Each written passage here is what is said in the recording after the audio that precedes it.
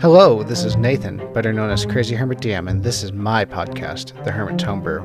Joining me today is Brent from Lang Mini Studios, and Chase, better known as Kilk, as we talk about Dungeons & Dragons and tabletop gaming. The next part that I'd want to bring up, and maybe it's something that even Chase can bring up, or not Chase, sorry, that maybe it's something that Brent can bring up in his campaign, is just building that player investment. The more input players have in the world or the adventure or the setting, is the more invested they're going to be at your table.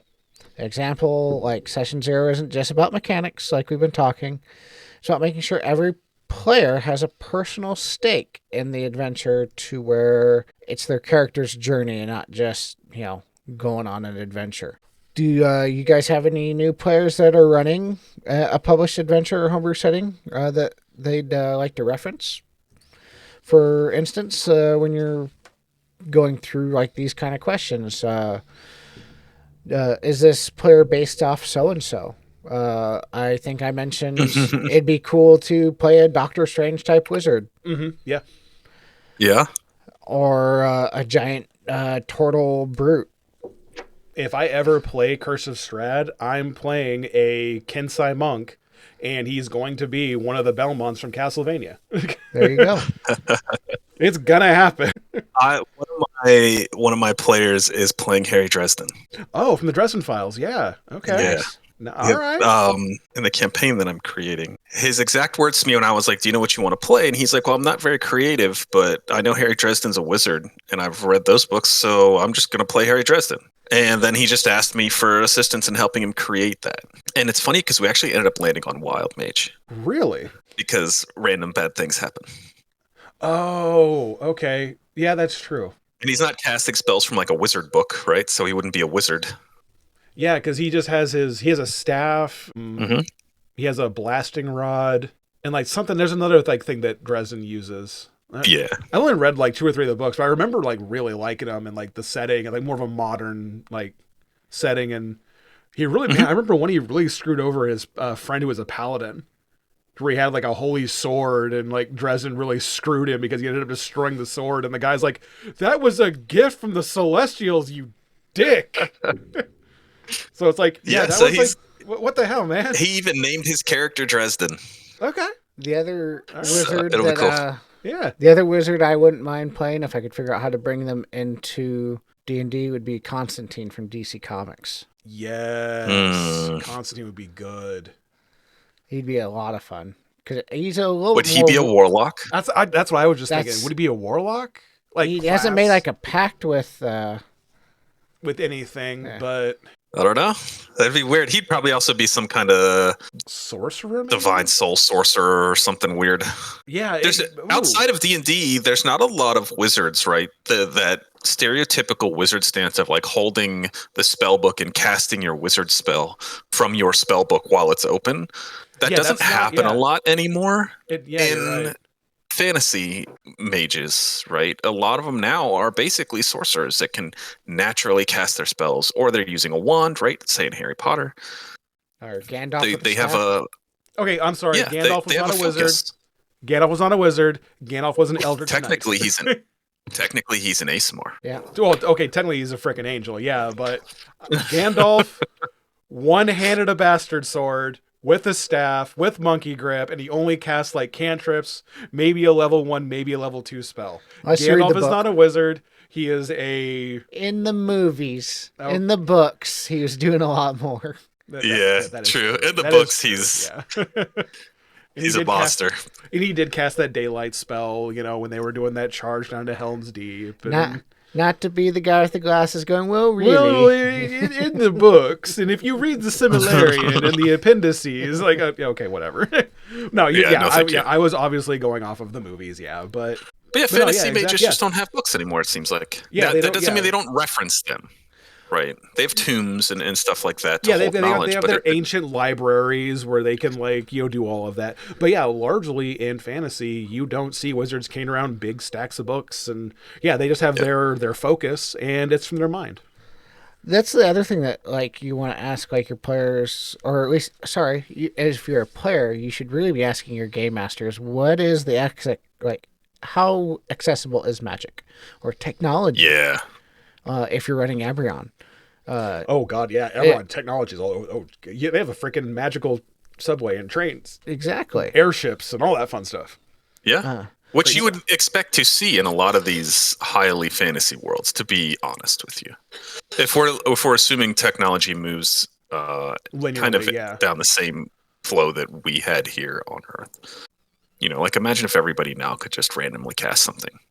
Oh yeah, if we had magic in our world right now, God, technology would blow up. We should totally redress that in a future episode, because we meant to talk about it in one of the episodes, but we veered off like instantly. Yeah, we tangented really hard, like we usually do. Oh, going back to characters based off, I'm getting ready that one with Harry Dresden. I'm getting ready to play a DM character based off Captain America. He's just going to he's going to be a battle master fighter that just carries a shield, and that's it.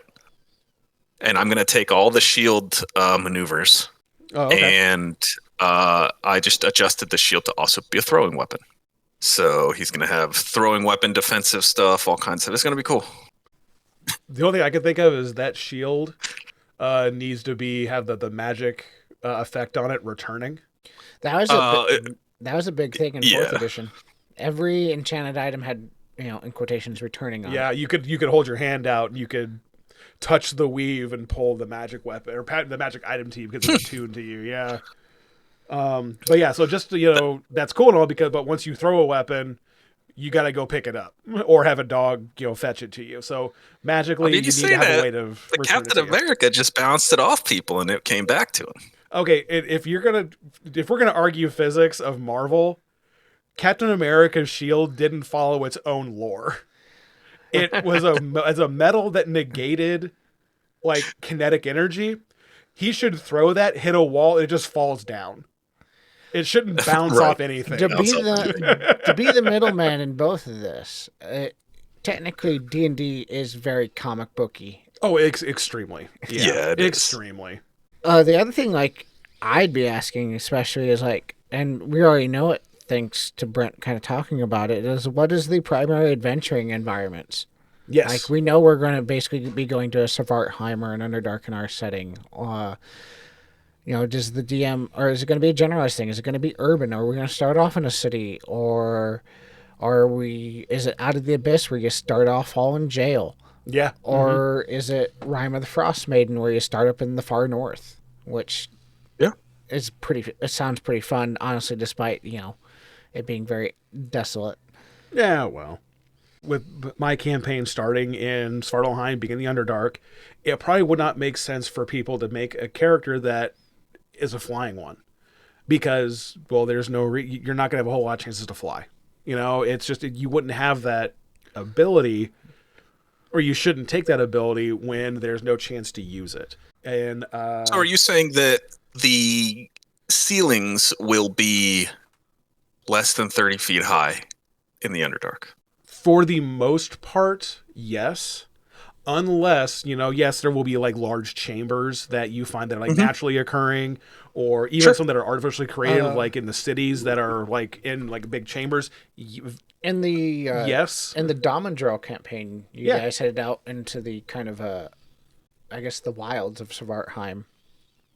If you remember right, everybody boated across this giant water chamber. Yeah, absolutely. Yeah, there was a giant it was almost like one of the Great Lakes, underwater or underground. And then you guys were on your own quest, and you run into this other adventuring party. One of the NPCs of that eventually joined your guys's and was a romance interest to one of the other characters. But they were telling you what adventure they were on, and you're like, everybody said, that sounds epic. We kind of want to go on that adventure, but we got to save... That sounds badass. But we got to save the world, too, with ours. Oh. Wait, why are there so many world-ending threats happening all at once? It's like you're going to go kill a demon mushroom queen? What? Yeah, that sounds... Which is straight out of the Abyss. Oh, is it Zugmoy? Yeah, that's who they're going to go kill. Oh, okay. Okay, Chase, I'm going to follow up there. Why did you specifically ask if it was going to be less than 30 feet ceilings? Because most flying speeds are match your walking speeds. Sure. And so you're saying there wouldn't be any reason for flying, but as technically, like as long as even they might even be 10 feet. That monster would have to look up to hit you. So I get what you're saying. I was just curious.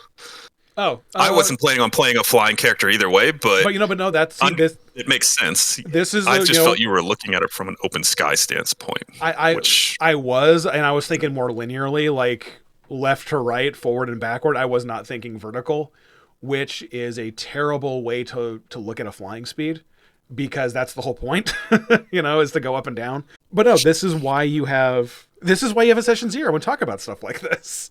Because nothing. Yeah, you never know what your players are going to come up with right off the top of their heads. If you're playing an Underdark campaign, if you could, for some reason, find a species that has, a burrowing speed, it's going to be very powerful in that setting. Yeah, exactly. So, ooh, that's true. So yeah, exactly. So this or is Tove's why, ability to transfer through plants. Yeah, or that meld through stone spell that Toybar has a scroll of. Toybar has a scroll of. Yeah. That I've never used. That you got from another satyr. I did, and I never used it. We almost used it because you guys were talking about throwing me like a catapult into the Valipska Manor. Then having me meld into stone right as I splatted. Hey, we could resurrect you. Remember, you know what it reminded me of when you guys were coming up with that? Have you ever played Final Fantasy VII? Yes. Yes. Okay. Do you remember the brother summon where the one brother, they were like bulls? Oh, and you're talking Final Fantasy VIII. 8. Yeah, sorry, 8. Yeah. The big one and the little one. Yeah. The picture of like the big one flying through the air with like the smoke coming out of his nostrils and looking like kind of panicked as he's getting ready to hit the land and blow it up. That was my visual. Oh my god, yeah. Because they do rock paper scissors to see who gets chucked in the air, and the big one always loses. Yeah. Yep. It was really good. God. It was a fun summon. It was. The other thing, I know you mentioned it earlier, is how experienced is your GM? Is this going to be a non-linear story? Is this going to be kind of like here to here to here? Or is it going to be a sandbox where anything could happen? If you have technically an experienced GM, they give you the illusion of a sandbox, but you're actually following their outline. Yeah, exactly. GMs out there, here's a tip.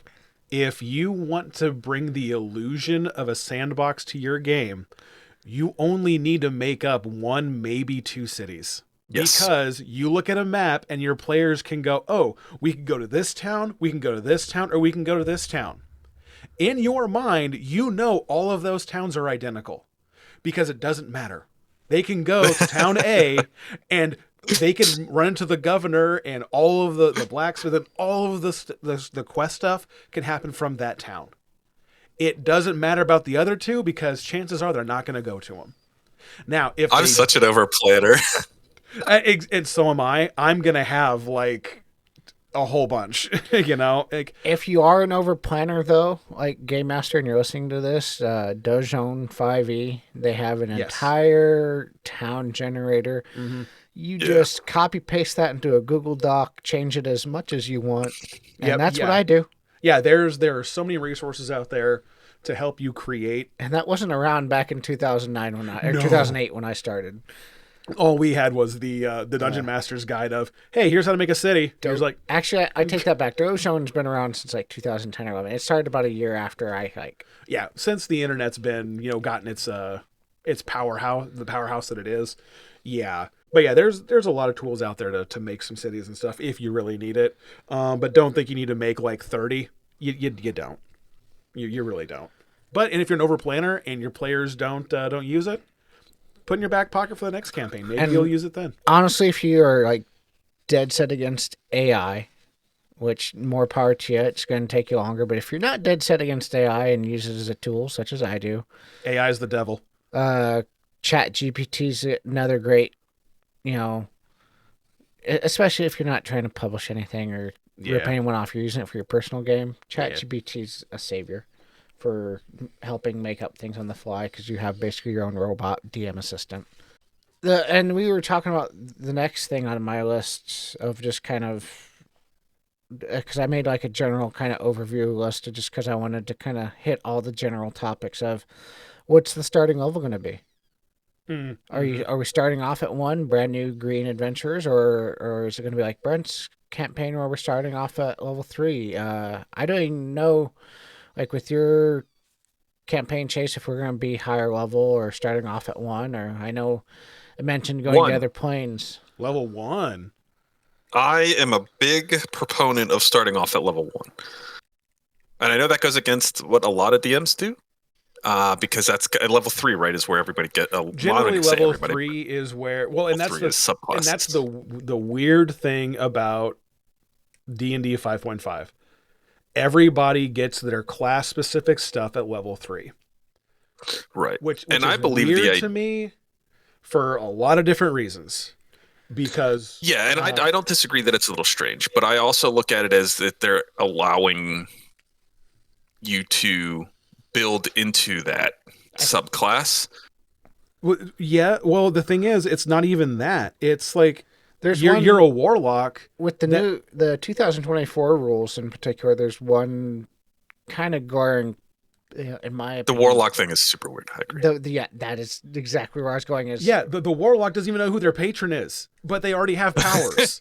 How do you have powers with but you don't know who your patron is? Like, oh, I want to make a deal with this guy. Oh, he healed my. Okay, cool. Oh yeah, by the way, I'm a demon and I own your soul. Whoa! I wasn't making a deal with the devil. Too late. Guess Especially when they broke the rules for clerics. Well, clerics get their god at level 1. Yeah, clerics don't even know what their god is. No, they do. They get it at level 1. But that's why it's so weird. Yeah. So yeah, yeah. And previously, you knew what your domain was. You knew all of that. Yeah. You don't get into level now. They only gave it to clerics. When you create a cleric at level 1, you get your domain. Oh, do you? In 2024? Yeah. Okay. In 5, even I created one yesterday in the 2014, and it gives it to you. Well, yeah, in 2014, yes. But that's the thing. 2024, I don't know. I haven't looked at it.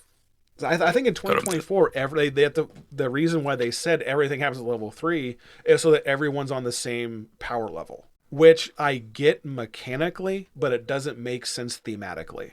Let's look. For a lot of reasons. That's for a different Cleric thing. rules 24. Yes, you get your divine domain at level 1 in 2014. Okay. And you get your divine. It's called a divine order. At level 3, right? You get core cleric traits, and then at level 1, you get your divine order. You've dedicated yourself to one of the following sacred roles of your choice: Protector or Thaumaturge. Thaumaturge gives you an extra cleric spell. Protector allows you to start punching people, and it gives you the heavy armor. Interesting. Yeah. But that means they've already figured out that, hey, it would be a little weird for a cleric to be casting spells without access to their god or that god's power. But they didn't do the same thing with warlocks. Yeah. The other thing I'd want to ask, especially with like Brent's, when we do the sessions there, is like, do we all know each other yet already? Mm-hmm. Yes. There are tables and tools online. I have one in particular somewhere around that I'd have to look up that I have saved that allows people to kind of randomly roll. And if it sounds weird and just clunky, then you just, re-roll. But sometimes even the most random one, you come with the most creative of ideas of, okay, this is how I know. I, in particular, enjoy like pre-existing relationships. It makes that kind of opening session awkwardness a little bit kind of easier, at least from my point of view, personally, if I'm playing a character. Or at least just like we know at least one common NPC, like, oh yeah, you and Chase, you both, the common thread was me. Yeah, that's true. So which one of us was the NPC in that, in this relationship here? I don't know. It depends which one of you guys want to say you have main character syndrome enough to claim it. NPC? Give it to me. You have at least 30 lines of dialogue. I don't know. Don't worry, even when Brent's level 17, you're still going to address him as the same person he was at level 1, like Skyrim. Yeah. Let That's me guess, true, someone yeah. stole your sweet roll. But fool, I'm wearing armor I made see. out of a dragon.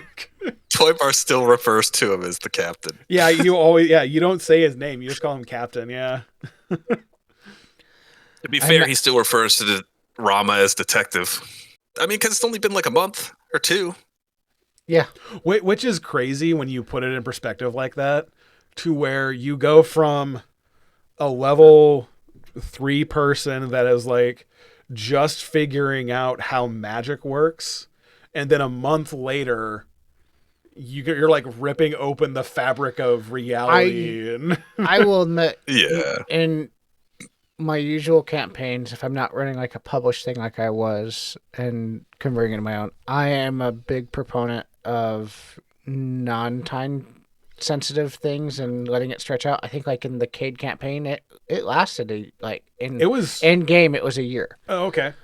Like with mine, there's definitely going to be some time jumps, and it's not going to be like months. It's going to be okay. After you guys do this major thing, you go back, and it's like a week later. Like there's going to be like some downtime, and then stuff's going to kick off. In the Cade campaign, it took 2 months to go across the forest because it was such an expansive forest, and then we just basically role-played the day-to-day. I rolled on the random tables to see what happened. That's right. Yeah, it did. Yeah, that's right. And it led to some great role-playing moments. The craziest one was at night when you guys were, or there's a couple crazy ones, Yeah. as you guys kept hearing this flapping noise and these noises in the sky. Eventually, till one of you guys went and got into a better advantage of like view and found out basically you guys were literally camping underneath a wyvern mating area. We need to leave now. We don't want it to start raining. Yeah. We're leaving. But that's what Demi-Plane's for. Yep. If you get to that level, you just pop into there and we can just, chill here and then we can leave. It's all good. The next area that I kind of want to talk about a bit, for our group, I don't think it's an issue, but like for more recently, within the last couple of years, I think it's a very good tool. It's just not an essential one that I have to use. It's like safety tools, and a lot more people worried about player comfort. Mm-hmm. Discussing like boundaries with the tools such as the X card or the lines and the veils kind of help create a fun and safe environment for people, especially on like online play. Yeah. Example, nothing ruins a game faster than making a player uncomfortable. Talk about the themes that are off limits before they become a problem, like mid-session. And that really ruins the night for everybody. Mm-hmm. And that's some of the weirder stories on RPG horror stories on Reddit. I read one where the guy invited his stepmom because she got into Critical Role, and she started flirting and trying to romance all the other players at the table. So he literally got to watch his fellow players hit on his stepmom while he's at the table. She understood the assignment, apparently. She knew what she was doing. What? Yeah, there's a lot of controversy around Critical Role right now. Is there? A lot of people didn't seem to like Campaign 3. Bell's Hell stuff is not. It's not pushing. I tried to get into it, unfortunately, and I just couldn't. It just wasn't the same as Campaign 2, but maybe it will bounce back with Campaign 4. Campaign 4. And before we continue on with safety tools, what game system are you playing? There's multiple ones that you can play. You can play the 2024, the 2014 rules. Mm-hmm. You now play Tales of the Valiant. Yep. Critical Role, we'll whip it back around to the point that popped in my head, was Daggerheart. Are we playing Daggerheart? Yeah. Are you playing Pathfinder? There's a lot of older school players that are, because of certain more social issues going on with Wizards of the Coast, are going to Castles and Crusades. Okay. There you go. Which is a much more traditional D&D of these are monsters. Oh, okay, cool. Gotcha. So yeah, that's a big one. What system and what edition are you playing? Yeah. And that should actually probably be at the beginning of this series, but That's true, well. yeah. But yeah, well, it's like with like Warhammer 40K. I mean, they just had there was a big group that was saying that they didn't want to play 8th edition because they didn't like it. So they stuck with 7th. Well, now 9th is out. So yeah, like okay, just two people staying to play a game, they've got to agree on what rule set they use because, whatever. So yeah, that really good conversation to have. Absolutely. A more unconventional take, I'd say, with the player safety tools is while you're respecting your players and obviously their boundaries, you want them to feel safe because they're not only your players, but they're your friends. And sometimes that gets lost, especially like on the online games that I mentioned. Mm-hmm. But if you're playing with your friends and they trust you, in my opinion, don't be afraid to push those boundaries, though. Because while you're not crossing them, sometimes the best outcomes come from unexpectedness, which is where you really make the stories that you tell other people in your community. And out of the unexpectedness comes craziness. And when you're pushing the boundaries, that's usually where those things happen, is when you go into the unknown. Yeah. There are some hard lines that everyone at our table knows of things we don't talk about. Yeah, there are things that no matter what, we are not going to do this. Yeah. No. There's other things, but that's because we are friends. There is something to be said about pushing those boundaries, and like there is something that I kind of want to. I'm going to challenge myself in that. I looked it up, and I'm probably going to slaughter this, but it's hydromechanophobia or something like that, or whatever. But what it is it's the fear of the circles. No, it's either human or man-made objects underwater. Oh. And I remember watching the movie, I want to say Happy Feet, with the tap dancing penguins and whatnot. Yeah. There was a scene in there that it really creeped her out to where it was like the glacier calved off or something. And there was a big like backhoe or like big like industrial piece of machinery that fell into the ocean, and the penguin watched it fall into like the deep dark abyss. And it was just this big, they did a really good job of this tiny little penguin next to this big, massive piece of machinery, and it fell into the ocean. And as it sank, it just got smaller and smaller and smaller and smaller in this massive abyss. And Tosa, that really creeped her out. Just because of, how they did it. And so I want to try to play on that a little bit. To where in Svartalheim, if there's a big like lake like we ran into last time, or on the surface, if there's a body of water there because of setting, because of things that happen there, running into something like that, I want to try to play on that a little bit. And that's part of like pushing the boundary. Yeah, and that's pushing the boundary, but I'm not crossing the line into something. For instance, Chase, I know you're not a big fan of romancing other NPCs or anything like that. That didn't stop me from a session or two ago with Shiva, literally hitting on you just because I know that's not your thing. Yeah, she was down bad. But it led to some great role play of just like, no, ma'am. No, ma'am. Nope, I'm good, thanks. No, I'm good. Yeah, that was honestly just the toy bar. If I was a different character, I would have gone full into it. In those moments where things get really goofy like that, I always try to stay as true to the character as I can be.